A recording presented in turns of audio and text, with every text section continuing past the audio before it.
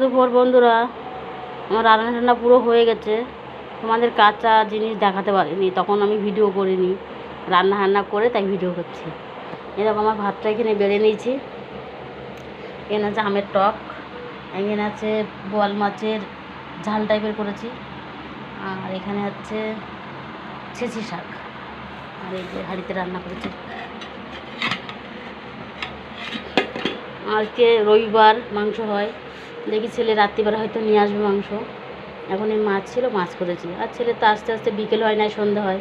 তা বললো মা যা আছে তাই রান্না করো, রাত্রিবেলা আমি নিয়ে আসবো। তো রাত্রিবেলা হয়তো মাংস হতে পারে।